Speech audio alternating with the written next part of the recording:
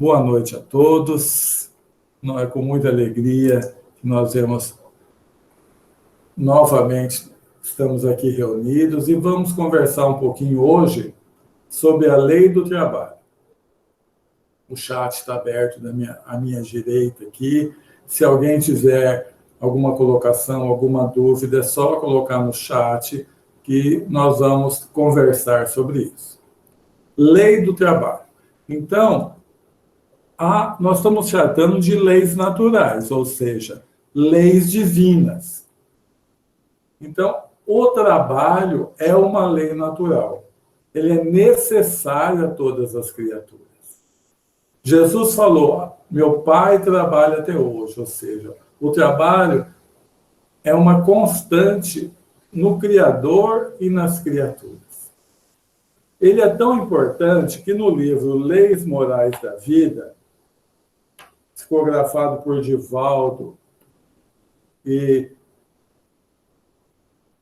da Joana de Ângeles, ela fala o seguinte, a mentora: o trabalho é, ao lado da oração, o mais eficiente antídoto contra o mal, porquanto conquista valores incalculáveis com que o espírito corrige as imperfeições, a disciplina, a vontade. O momento perigoso para o cristão decidido é o do ócio, não o do sofrimento, nem o da luta áspera. E, no começo dessa lição, ela começa falando uma coisa que nós vamos falar lá na frente. Sob pretexto algum, te permitas a hora vazia. Então, o trabalho é uma lei de Deus, é uma lei natural. Nós temos um pouco de dificuldade de compreender isso, porque de todos os tempos o trabalho foi colocado como um castigo. Vindo lá lá da lenda de Adão e Eva, onde quando eles foram expulsos do paraíso, agora vocês vão ter que conseguir as coisas para o seu próprio esforço. Então ficou colocado o trabalho como um castigo. Na época das monarquias, os nobres não trabalhavam. Eles achavam o trabalho indigno para a nobreza. Eles ficavam lá na corte, fazendo a corte para o rei, para a rainha, mas não trabalhavam. Então, nós temos que mudar totalmente a visão do trabalho. O trabalho, além de necessário, é uma bênção para o espírito, como falou Joana de Ângeles, que junto com a oração é o que mais vai favorecer o nosso progresso. Então, é uma lei da natureza e, por isso mesmo, é uma necessidade. Tudo no universo trabalha. Então, nós temos que sempre pensar nisso. Ao invés de nós detestarmos o trabalho, passar a vê-lo como uma coisa boa. Tanto boa para quem oferece o trabalho, quanto para quem trabalha. E para o homem, um meio de aperfeiçoar sua inteligência. Deus nos deu necessidades justamente para que, ao satisfazê-la, nós tivéssemos que trabalhar. Tanto é assim que quando você vê uma pessoa jogar na loteria, na Sena, por exemplo, você pergunta a ela assim, você está jogando na Sena? Quanto você quer ganhar? Geralmente a pessoa dá a seguinte resposta, não precisa ser muito não. Dando para mim parar de trabalhar já está bom. Então, nessa resposta nós percebemos que o trabalho é sempre colocado como uma coisa não boa, um castigo, uma coisa ruim, não é.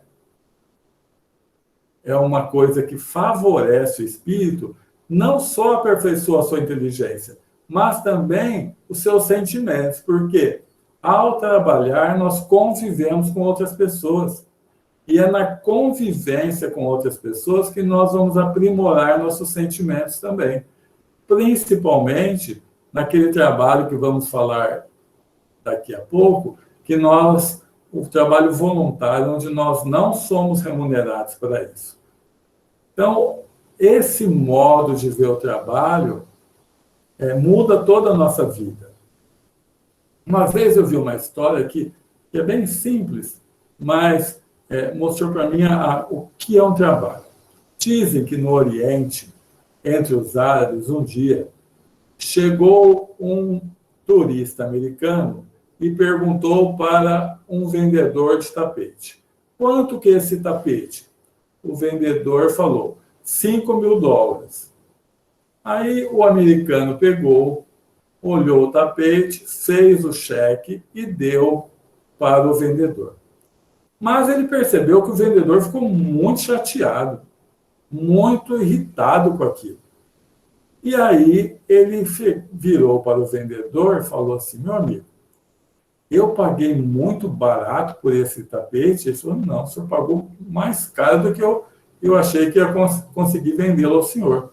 Ué, mas por que você está assim chateado, então? Ele falou: porque o senhor não me deixou trabalhar. Meu avô, ele tinha esse dom de vender tapete.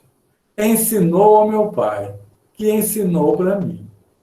Quando o senhor perguntou do tapete, eu dei os 5.000, se o senhor falasse assim: não, tá caro, eu dou R$3.000. Eu ia mostrar o tapete, eu ia falar como ele foi feito, eu ia falar quais as propriedades dele, quais as vantagens. Aí eu ia baixar, ó, eu aceito até 4.500, o senhor ia falar 3.500, eu ia continuar trabalhando.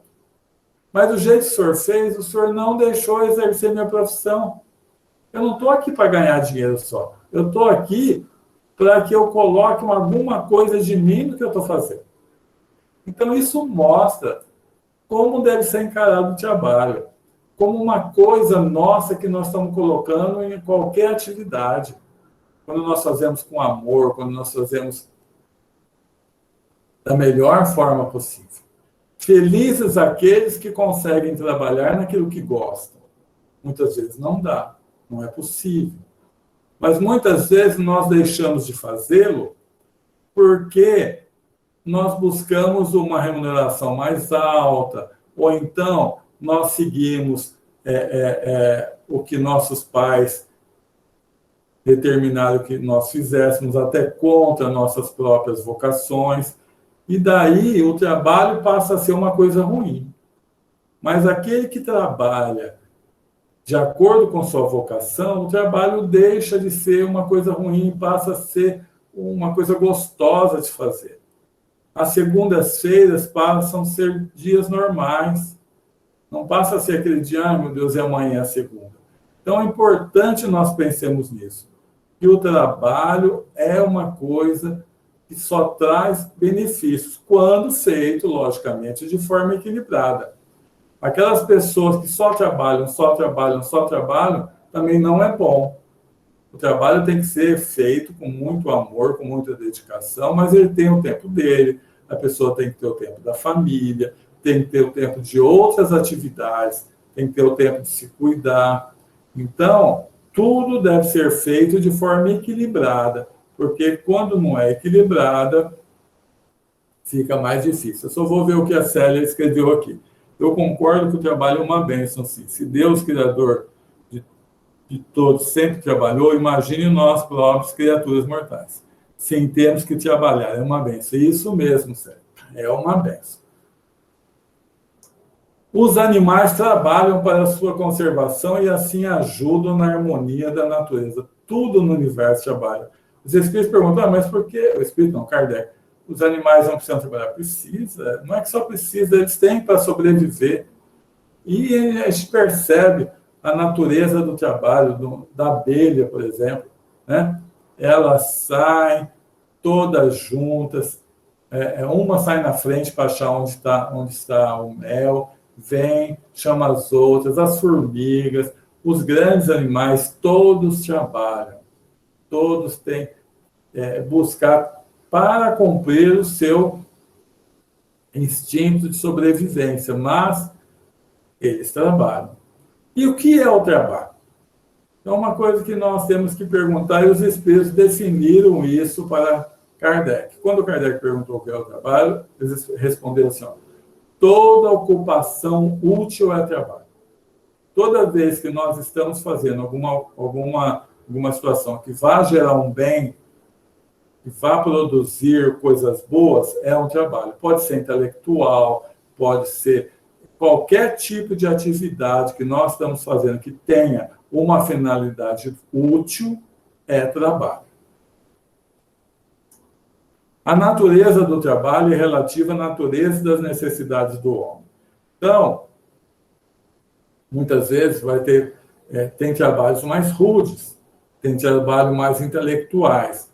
O que vai acontecer com o tempo, e isso vai acontecer mesmo, é a diferença tão grande que existe hoje na remuneração dos trabalhos intelectuais em comparação com os trabalhos manuais vai diminuir. Por uma questão muito simples. Hoje é difícil achar um jovem que não... Os jovens só querem trabalho que tenha computador. Então, muitas vezes eu vou, por exemplo, já fui num funileiro e ele tinha um monte de carros lá, que ele pega carro de um comprador de leilão. Eu falei para ele, mas por que você não coloca uma pessoa para te ajudar? Ele falou, não acha. E assim, um outro dia, conversando também com um serralheiro, falou a mesma coisa, não acha. Por quê? As pessoas estão fugindo desse trabalho que é mais manual. E vai chegar uma época, pela lei da oferta e procura, que vai se tornando, a remuneração vai se tornando menos distanciada. Tem até uma brincadeira que se conta que na Itália, uma pessoa chamou um encanador para trabalhar. E o encanador cobrou tantos euros para fazer o serviço. E a pessoa falou para ele, olha, eu como médico não ganho isso por dia. Aí o encanador falou assim, eu quando eu era médico também não ganhava não. Então, hoje não estamos assim, estamos distantes, mas vai chegar esse momento. Então, todos os trabalhos são importantes. E nós estamos vendo isso na quarentena, não estamos? Até o Donizete, esse tempo, que está fazendo pão de minuto, as pessoas estão se virando. Aqui em casa nós começamos a pegar receita para fazer também. Por quê? Se não tem quem faça, alguém vai ter que fazer, muitas vezes é nós. Então, a gente tem que valorizar esses trabalhos. Então, uma coisa muito importante também é nós valorizarmos quem oferece o trabalho. Muitas vezes, eu vejo, assim, um dia conversando com um fiscal do trabalho, ele falou o seguinte, que ele percebia que quando ele chegava para fiscalizar uma empresa qualquer, muitos funcionários ficavam muito contentes. Agora ele vai ferrar o patrão. Então, nós temos essa ideia errada.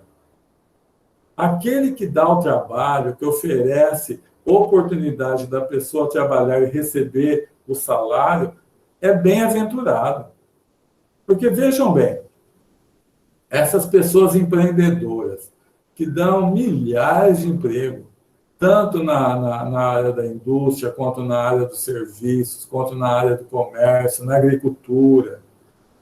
Então, o salário é digno.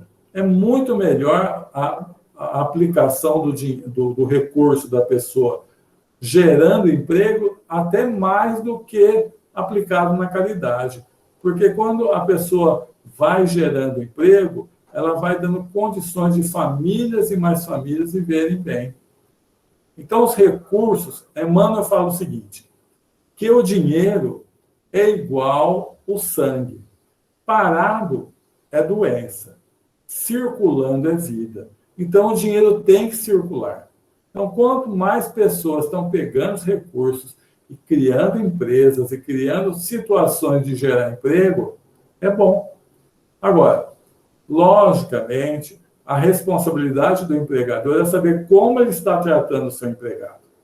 Se ele está sendo justo nos pagamentos, se ele está pagando tudo certinho, está depositando as coisas corretamente. Tem muitos empregadores que têm uma visão muito boa de valorizar seus empregados. Porque tem muitos que têm medo de ensinar o que eles chamam de pulo do gato, né? Mas Tem outros que não, eles querem que os empregados cresçam também, não tem medo de se tornarem concorrentes, não. Então, essa pessoa está cumprindo nessa vida uma missão muito importante de dar condições para que a pessoa cresça, para que ela possa manter sua família. Isso é muito importante. Então, o empregador, desde que ele respeite o empregado, ele dê condições de trabalho normais para o empregado, é ótimo. E o empregado sempre tem que pensar o seguinte: olha, se eu estou ganhando, eu tenho que fazer minha parte também. Minha mãe era da Seixinoye, minha mãe já é desencarnada. E antigamente eu lia mais livros da Seixinoye, agora estou meio sem ler. E eu lia muito assim, nos livros da Seixinoye, que tem muitos exemplos. Então, uma pessoa estava não satisfeita com o salário que ela estava recebendo e começou a encostar o corpo. Aí foi pedir para o mentor lá, ele falou assim: não, trabalhe mais ainda, porque sempre alguém vai ver. Agora, se você começar a encostar o corpo, o que vai acontecer? Todo mundo chega, percebe isso. Aí, uma lei até de causa e efeito, você vai só ficar pior. Então, a gente tem que tomar... eu vou pensar melhor em quem me dá emprego. Eu tenho uma coisa que eu já faço há bastante tempo, de orar por aqueles que me deram emprego até hoje. Meus primeiros patrões, sempre quando eu vou fazer Evangelho no Lar, eu lembro de orar por eles, agradecendo, pedindo que eles já estão todos desencarnados, que eles recebam, pelo menos uma pequena que seja a minha oração, chegue até eles. Deixa eu ver o que a Célia continuou falando, que quando eu era criança aprendi que nós não teríamos que trabalhar e que a culpa disso teria sido mesmo de Adão e Eva. É isso mesmo, é o que nós comentamos. O Sérgio falou o seguinte: a Boeing está perdendo funcionários que chegaram aos 65 anos, a geração Baby Boomers, Sérgio, não sei falar inglês, e não encontra substitutos, pois é altamente tecnológica, mas o parafuso, o encaixe, tem que ser do tamanho para fazer o que os jovens não querem trabalhar. Olha, isso que o Sérgio falou é muito importante. Esses funcionários mais antigos formam, assim, comparando com o futebol, o meio de campo. Se você, por não querer funcionar com mais de 65 anos e só empregar jovens, você vai perder o meio de campo. O que é o meio de campo? É a experiência. Aqueles funcionários estão lá há muito tempo e sabem tudo o que acontece na empresa, não de forma teórica. Muitos nem aprenderam isso em faculdades. Eles aprenderam com a vida. Então, as empresas os empregadores que têm um pouco de visão, conservam esses empregados. Porque eles sabem que estes vestem a camisa, eles sabem que estes têm a experiência de vida. Então, é muito importante isso. A Célia falou: será que a aviação vai deixar de existir? Não vai não, Célia. Tudo isso é fase. Logicamente, vai ter que ter alguma ajuda governamental para que as empresas todas não quebrem. Mas vão superar também essa parte que está acontecendo, por causa da pandemia. O repouso serve para reparar as forças do corpo e permitir mais liberdade e inteligência. Então, isso é importante. Tem que haver a parada. Por isso que eu falei, a gente não pode querer trabalhar. Algumas profissões liberais, principalmente, eles seguem a seguinte teoria, que é igual uma bicicleta. Enquanto você está pedalando, ela está andando, mas se parar, cai. Então, eles falam assim, que o profissional liberal tem que trabalhar muito, muito, muito para garantir o período depois que vão parar naturalmente. Isso tem alguma lógica mesmo, mas muitas vezes nós exageramos nesse fato. além de podermos pôr em risco a nossa própria saúde, nós perdemos coisas muito importantes, que, por exemplo, é nossa família. A presença do pai e da mãe junto aos filhos é importante. Então, nós temos que fazer sempre tudo com equilíbrio. E aquele que emprega sempre tem que pensar nisso também. Eu tenho que dar as férias, né? As férias aqui no Brasil é coisa de, se eu não me engano, de Getúlio para cá. Antes, ninguém tirava férias, trabalhava direto. Quer dizer assim, então, quando um empregador só pensando no lado material, não dá condições de saúde para seus empregados, então com atividades inteiramente insalubres, a responsabilidade espiritual passa a ser grande também. Porque nós somos responsáveis por tudo que fazemos. Pelo contrário, nós vemos o César Saad, lá no Senda 15, uma vez eu vi uma palestra dele, falou que tem um frequentador do Senda 15 que é fazendeiro. E ele colocou como objetivo de vida o seguinte: ele ia estudar, ele ia pagar o estudo de todos os seus empregados, todos os filhos dos empregados da fazenda. Então, todos os filhos dos empregados da fazenda dele fizeram a faculdade. Olha que bênção uma pessoa assim. Então, ela já tem uma visão já de espírito mesmo. Então, tudo na vida é isso. É nós pensarmos o que nós estamos gerando de bem-estar ou não para a pessoa. Uma outra condição que nós já aprendemos aqui quando nós tratamos de reencarnação e de encarnação. As famílias espirituais, quando elas reencarnam, elas não têm, muitas vezes não vêm numa mesma família, porque não dá, vem uma quantidade bem maior de pessoas do que uma família só comportaria. Então, elas nascem em famílias separadas, mas a vida faz com que elas vão se juntando. E muitas vezes vem para trabalhar com uma pessoa, como empregado dela, ou na casa dela, ou na empresa, uma pessoa que foi mãe dela na outra vida, foi irmã, foi filha, foi marido, foi mulher. Então, nós, como espíritas que somos e temos certeza da reencarnação, a gente sempre tem que pensar nisso. Muitas vezes uma pessoa que está trabalhando para nós é um ente querido muito grande. Então, tem um dos livros, eu não sei se é da Ivone do Amaral Pereira, que ela conta que tinha um fazendeiro em Minas que tinha um escravo, que ele adorava aquele escravo, porque era muito sábio, tinha um conhecimento muito grande. E quando começou a libertação dos escravos, foram fazer uma reunião, aqueles que eram favoráveis à abolição da escravatura, na cidade dele, e o escravo dele foi lá ver a reunião. E contaram para ele. E ele, com aquela coisa, só pensando no dinheiro, ele ficou com tanta raiva, mandou açoitar o escravo, e aquele açoite, o escravo já bastante idoso, levou-o à morte. Mas o escravo morreu sem dar uma palavra de impropério, ele aceitou só lágrimas desse. Quando esse fazendeiro desencarnou, ele percebeu que aquele escravo tinha sido o pai dele na última vida. Por isso que ele gostava tanto dele. Então, isso pode acontecer com qualquer um de nós. Uma pessoa que está trabalhando com a gente há muito tempo pode ser um ente querido muito grande da gente. Então, temos que ter esse olhar sobre isso. O limite do trabalho, o limite das forças. A gente não podemos sacrificar a nossa saúde e nem exigir que uma pessoa que trabalhe conosco o faça. Temos que sempre ter essa visão. Tudo tem o seu limite. E romper o limite é gerar consequências difíceis que podem fazer com que nós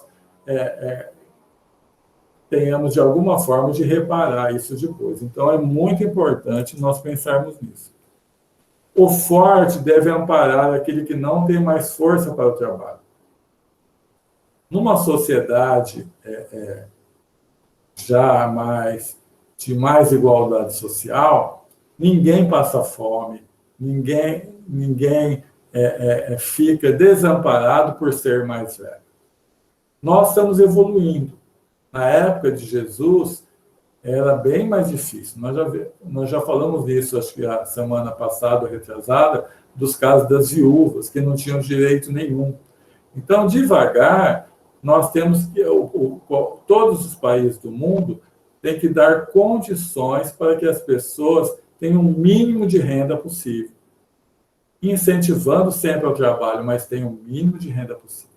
Eu vi um documentário há alguns anos, na Suíça, no Globo Rural, que eles faziam uns queijos num sítio lá, é uns queijos bem grandão, assim, ó, que você cozinha o queijo, cozinha e serve assim, o almoço ou jantar, aquele queijo. Deve ser a coisa mais gostosa do mundo, né? O queijo cozido grandão, assim. E aí a repórter perguntou quanto que eles faziam de queijo por mês. E eu não lembro a quantidade, mas quando ela falou a quantidade, eu falei, nossa, como que eles vivem com isso? Porque pela quantidade, pelo lucro que ia ter, não daria para sobreviver. Eu falei, não, mas aqui na Suíça, como lá tem a renda bem maior, eles pagam para os agricultores ficar no campo, para que eles não venham para a cidade. Então, é subsidiado. Aquilo que ele vai vender lá, ele não consegue viver com aquilo, mas com essa ajuda, ele fica lá, tem a condição de produzir. Produzindo, ele tem uma autoestima elevada, ele não está recebendo tudo de graça, ele está produzindo, e também tem condição de se manter. É muito importante. Então, as pessoas terem condições de, quando tiverem uma idade, ela receber a sua aposentadoria. É muito importante isso, para que ela tenha condições mínimas de sobrevivência. Aquela pergunta colocada lá no final do Livro dos Espíritos, como que os espíritos, qual o mínimo para ser feliz? Então, ele fala que ter consciência tranquila, ter fé no futuro, do lado moral, mas do lado material é ter a posse do necessário. Então, a posse do necessário a pessoa tem que ter, porque ninguém consegue ser feliz não tendo a posse do necessário. E eu queria falar com vocês agora sobre um outro trabalho muitíssimo importante, que é o trabalho voluntário. Que é o trabalho voluntário. Qualquer entidade, quem trabalha com entidades, qualquer que seja ela, sabe o seguinte: o voluntário produz muito mais do que o empregado. Mas muito mais. Por quê? O empregado, naturalmente, uma questão até de cultura, ele vai produzir de acordo com o salário dele. Então, ele não vai produzir a mais do que aquilo lá. Já o voluntário, não. O voluntário veste a camisa e faz, e vai fora de hora, se sacrifica pela causa. Um dos grandes problemas do voluntário é o seguinte: é achar voluntários que sejam constantes. Por exemplo, você acha voluntário, na hora que você abre qualquer tipo de serviço, aparece bastante. Mas aparecem pessoas que vão uma semana, um mês, 2 meses, e depois nunca mais voltam. Porque aquela questão do que eles tinham no trabalho remunerado, que tinha que cumprir o horário, que tinha que ir chovendo ou não chovendo, que tinha que ir estando resfriado ou não estando, tinha que ir tendo visita ou não em casa, é o que muda. Porque a pessoa, assim, ela quer o trabalho voluntário, mas não quer ter obrigação nenhuma. Eu quero o trabalho voluntário, mas eu venho o dia que dá, eu venho o dia que eu possa, e aí não é trabalho. Aí a pessoa está sendo uma visita lá naquele local. Então, aquele que aceita efetivamente trabalhar de forma voluntária está se preparando para o lado espiritual. E no lado espiritual, nós vamos trabalhar voluntariamente, porque, veja bem, vamos analisar o que acontece no nosso lar. No nosso lar tem o bônus hora, não tem? O que é o bônus hora? É uma remuneração por 1 hora de trabalho que a pessoa recebe. nós temos tanta dificuldade aqui como encarnados de aceitar que o trabalho é bom, que mesmo no plano espiritual nós temos ainda essa necessidade de receber bônus pelo trabalho. Então, lá no nosso lar, se a gente quiser adquirir uma casa lá para morar, você vai gastar 30 mil bônus hora. Mas, os espíritos superiores dentro do nosso lar, a irmã veneranda, o próprio governador, a irmã veneranda tinha 1 milhão de horas. Ela nunca trabalhou por causa de horas.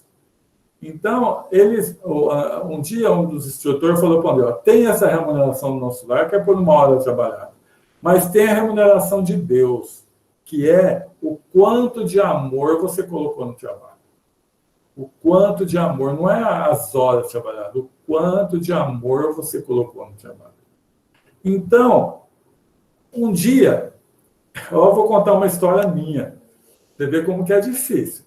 Eu já estava há mais de 5 anos sendo voluntário lá na assistência Bezerra de Menezes, que faz o almoço para os moradores de rua.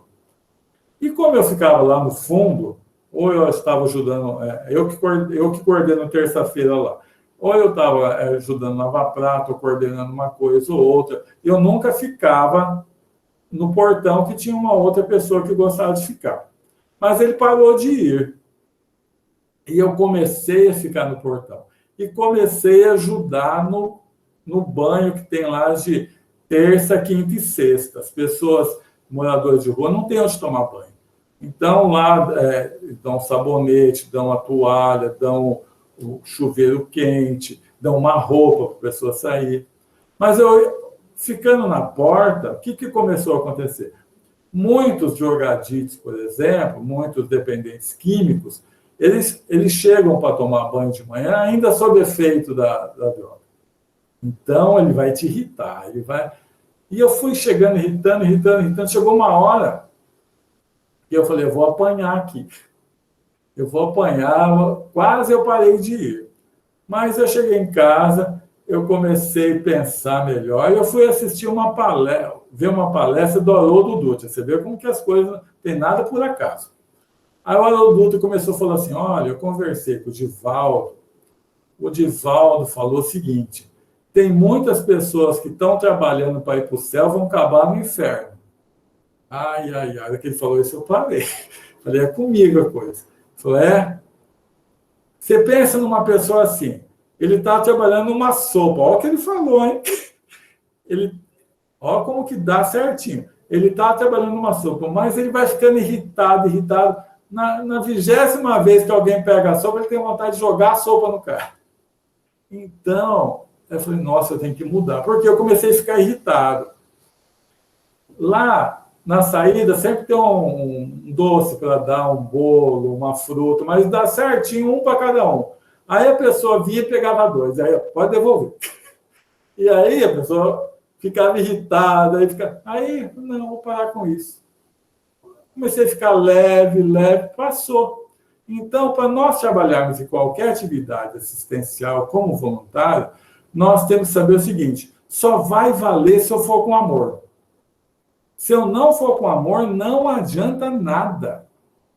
Se eu for numa atividade assistencial e ficar irritado, porque eu vejo que um está fazendo diferente do que eu acho que é certo fazer, eu vou lá brigar com ele, ou se eu me irrito com a coordenadora porque ela é muito, muito rígida, não está adiantando. Então, toda atividade não remunerada só vale se aquela atividade está fazendo com que o potencial de amor que eu tenho aumente. Porque, senão, não vai adiantar. É uma coisa que nós temos que pensar, porque muitas vezes eu estou trabalhando todos os dias em algum centro, em alguma atividade, mas eu não estou melhorando em nada, eu estou ficando aquela mesma pessoa. Muitas vezes ranzinza, muitas vezes que causa problemas. Então, quantas atividades vocês já participaram que o coordenador fala assim, olha, os assistidos dão trabalho, mas quem dá mais trabalho é o voluntário. Porque todo dia tem uma briga aqui para mim apaziguar. Então, é uma coisa boa, é demais de boa, mas nós temos que saber trabalhar também, temos que saber fazer. E quando nós pegarmos qualquer atividade dessa, nós temos que saber o seguinte, olha, eu não posso fazer meia atividade, eu vou no dia que eu quero, eu só faço o que eu gosto. Não, eu estou lá para aprender, eu estou lá para crescer, então vou me dedicar àquela atividade. E é muito importante nós fazermos isso. Por quê? Por exemplo, quando nós estamos num centro espírita, assistindo uma palestra, lá no Jesus Nazaré, não tem como eu conversar com a pessoa que está do lado, que eu vou atrapalhar a palestra. Se eu estiver numa reunião mediúnica, mais importante ainda, eu não posso conversar, tem que ficar ali quietinho. Então, eu não conheço as pessoas de onde eu trabalho. Já quando eu vou numa atividade, veja bem, no próprio frango xadrez do Jesus Nazaré. No frango xadrez, tem pessoas que trabalham no corte dos legumes, tem outras que trabalham no corte do frango, tem outros que fritam, tem outros que colocam na cestinha. Tem atividade para todo mundo. E nessas atividades, enquanto você está trabalhando, você conversa. Então, você pergunta onde você mora, o que você faz, onde você trabalha. Então, muitas vezes, você passa a conhecer mais a pessoa nessas atividades do que numa reunião de palestra. E irmana mais as pessoas. Você vai vendo muitos talentos que você desconhecia e a pessoa demonstra ali na atividade que ela está fazendo. Então, participar no centro das atividades assistenciais, em outras entidades também, né, de se colocar à disposição, porque o mais fácil de tudo é nós ajudarmos financeiramente. Acho isso é bom, não é ruim não, porque essas entidades, quanto menos ela depender do governo, melhor. Seria bom que nenhuma dependesse do governo. Mas, para isso, tem que ter uma ajuda constante nas promoções, das pessoas comprarem as coisas. Mas isso é o mais fácil. O mais difícil e mais meritório é você ir lá e trabalhar, ajudar. Fazer a sua parte ali. E, para isso, todo mundo tem condições. Cada um tem um talento diferente.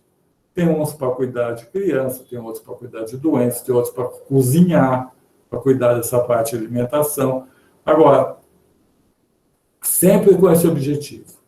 Eu vou lá para trabalhar e com amor.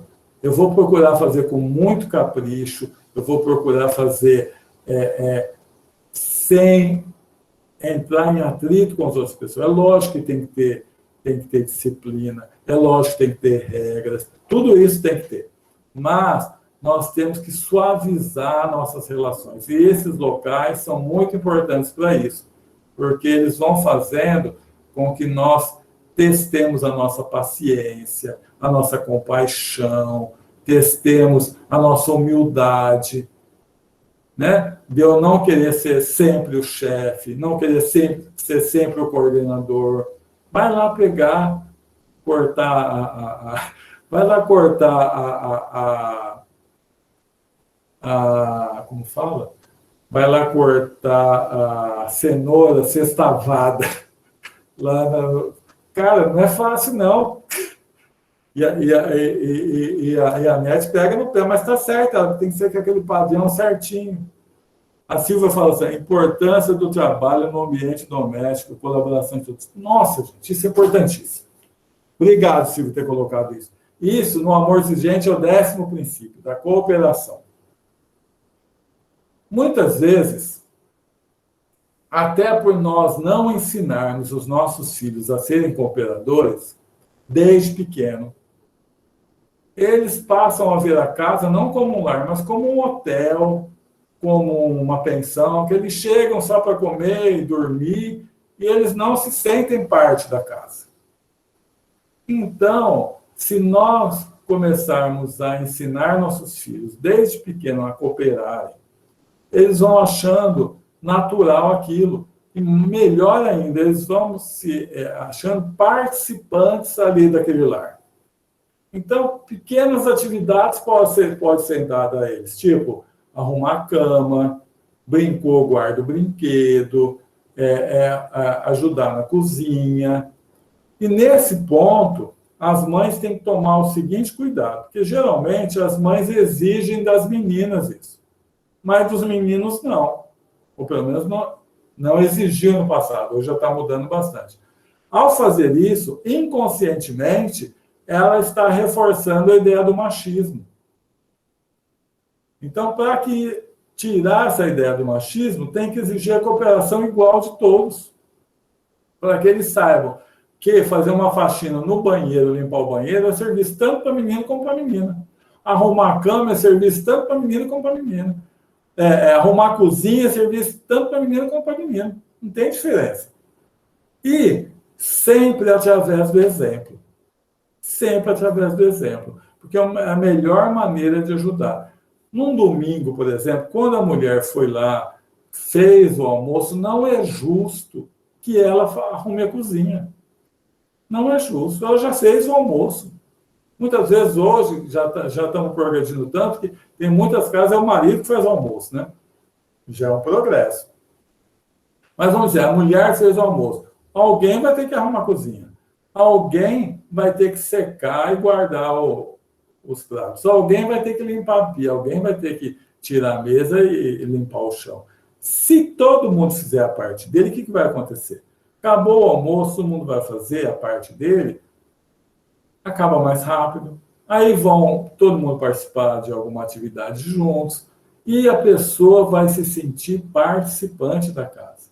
Então, nós darmos o exemplo e exigirmos dos nossos filhos essa cooperação, para eles é muito bom, porque eles vão casar um dia.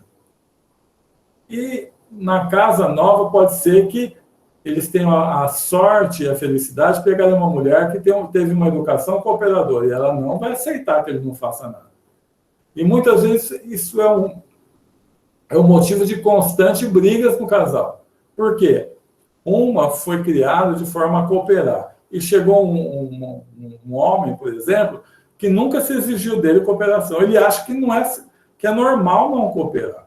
E um fato desse que devia ser uma união entre o casal passa a ser um fato de desavença. Então, nós estamos preparando nossos filhos para a vida. Então, é importante nós trabalharmos isso desde pequeno, cooperar. Você está fazendo a sua parte, filho? Ajuda aqui, faça isso. Só que muitas vezes nós não temos paciência. Por exemplo, quando nós vamos ensinar uma criança a arrumar a cama dela, logicamente, não vai ficar bem arrumada, vai ficar torta. Deixa torta. Não, porque a mãe ou o pai, não, desse jeito não. E nunca mais a criança faz. Então, nós temos que ter esse cuidado de fazer. Gente, eu já cheguei agora nos 15 minutos finais, quero agradecer vocês. Deixa eu só ver, a Célia falou uma coisa que eu não vi aqui. Aqui no Brasil, eu fico com muita dos nossos idosos. Deve ser muita pena, muita compaixão. A falta de muita respeito, dó. Muita dó, né? Isso. Obrigado, Silvio. A falta de respeito é grande por parte do governo, a aposentadoria é um absurdo. Mas isso vai acertando, viu, Sérgio? Quando a gente vê algumas empresas que dão oportunidade de trabalho para pessoas de uma idade maior, a gente tem que também elogiar, tem que orar por esses empregadores. E tem aqui Marília mesmo, não vou nem falar para não ficar fazendo propaganda, mas tem empresas que dão emprego para pessoas assim, de uma idade mais avançada. E agora, por exemplo, se não houver isso, agora para ajudar com essa pandemia, onde mais de 60 anos pode sair, vai ficar muito difícil, né? Então, que cada vez mais haja pessoas que pensem isso. Isso é importante. Então, está aberto agora. Quem quiser fazer alguma colocação, é um assunto que todo mundo tem coisas para colocar. Fica aberto. quiser falar no microfone.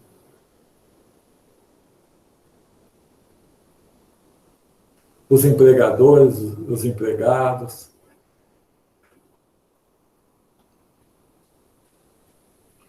O Edson. Pois não, Donizete. Queria trazer uma curiosidade. Pois não. Você falou no início que, na alegoria do Adão e Eva, o trabalho passou a ser um castigo. Isso. Aí eu fui buscar a origem da palavra trabalho. Vou ler para vocês aqui. A palavra trabalho vem do latim tripalium, o termo formado pela junção dos elementos tri, que significa três, e palum, que quer dizer madeira. Tripalium era o nome de um instrumento de tortura constituído de 3 estacas de madeira bastante afiadas e que era comum em tempos remotos na região europeia. Desse modo, originalmente, trabalhar significava ser torturado. No sentido original, os escravos e os pobres que não podiam pagar os impostos eram os que sofriam as torturas no tripalium. Assim, quem trabalhava naquele tempo eram as pessoas destituídas de posses. Então, você vê. E toda essa cultura, muitas vezes, não acompanha essa questão nossa de colocar o trabalho como uma coisa ruim, né? E não de enaltecer o trabalho como uma coisa boa. Tem muitas pessoas que trabalham felizes, e geralmente as que trabalham felizes estão trabalhando naquilo que tem vocação, né? O teu dom, porque já exerceu isso em outras vidas. E para ela o trabalho passa a ser uma coisa super gratificante.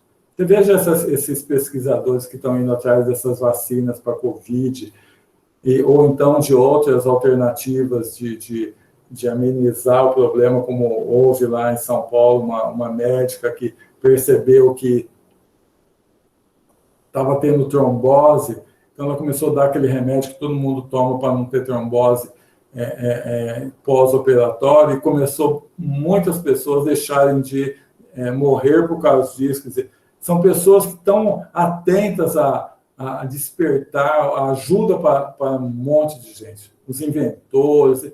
Então, é através do trabalho que a gente vai conseguir isso. Tanto o trabalho remunerado, porque trabalhar remuneradamente não tem nada errado, é bom também. É muito importante. Todo um país depende do trabalho, da junção do trabalho de todos, né? Pois não, Nestor? Você falou sobre a questão do voluntário, né? O voluntário é o seguinte, normalmente ele vai achando que ele vai ensinar as coisas lá. Porque ele está indo como voluntário. Isso aconteceu comigo. Eu cheguei lá achando que eu seria o professor. Mas, rapaz, eu levei uma caída lá, falei, nossa senhora, eu sou o aluno aqui nessa história. Então, a gente mais aprende do que ensina com o serviço do voluntário. E é verdade. Quem tem essa visão já vai entender o trabalho voluntário como uma maior ajuda, uma grande ajuda que ele pode ter no crescimento, principalmente das emoções nessa vida. Porque é o que você falou. Quando você vê por exemplo, no Hospital Espírita, onde você foi voluntário, você vê ali uma situação de uma pessoa que tem esquizofrenia que não tem um segundo de paz. Então, aquilo está te ensinando, falando, olha, muitas vezes uma vida onde nós podemos exagerar nos desequilíbrios e nascer dessa forma, né? Porque nunca é castigo, é só o reflexo daquilo que nós mesmos geramos. E em tudo. Por isso que eu sempre falei que é importante nós, desde quando vamos fazer algum trabalho voluntário, levarmos as crianças. Porque quando eu vou, por exemplo, num lugar com bastante dificuldade de moradia, numa favela, por exemplo, a criança aprende logo cedo que tem pessoas que têm uma vida muito difícil. E aí ela já tem uma visão de vida de procurar ajudar naturalmente aquelas pessoas. E elas deixam de ser tão consumistas. Porque elas falam assim, ó, esse dinheiro que eu estou comprando, bem dizer, jogando fora nisso, lá para aquela família, significaria muitas vezes a alimentação de um mês. Com certeza. Então, o mostrar para as crianças que tem pessoas com muitas dificuldades, porque nós vamos colocar dentro do coração delas o amor, a compaixão, a serem sensíveis à dor do outro. Porque senão, se nós só formos fazer aquele basicão, em qualquer atividade, e só saímos de lá brigando com todo mundo, né? Como a gente muitas vezes faz, não está adiantando. Então, o serviço voluntário, ele só serve se eu estou me tornando melhor. A Silvia colocou aqui do trabalho intelectual. É muito importante o trabalho intelectual também, além do trabalho físico, porque quem está, as invenções, o modo de trabalhar as leis, por exemplo, como alterar situações para melhor, passa pelo trabalho intelectual, de pesquisa, de estudo. Então, todos os trabalhos são importantes. Por isso que os espíritos definiram que toda ocupação útil é trabalho. E nós temos que tomar muito cuidado com a hora vazia, igual falou João Dias, porque na hora vazia que nós fazemos as maiores besteiras. Na hora vazia, nosso pensamento começa a perder a disciplina e nós ficamos muitas vezes sujeitos a receber outras influências que nos levem a renovar más tendências que nós trazemos de outras vidas. Então, a hora vazia, geralmente, quando nós estamos trabalhando, nós estamos correndo, nós estamos buscando alguma coisa, nós não erramos. É na hora que estamos parados, parece que está tudo bem, é que nós cometemos os maiores desativos. É que entram as besteiras em nossa cabeça. É que nós começamos a pensar em nós mesmos e não vemos o outro. Então, tem que tomar cuidado com a hora vazia. Preencher as nossas atividades com estudo, né? Com pequenas coisas, pequenos trabalhos a serem feitos.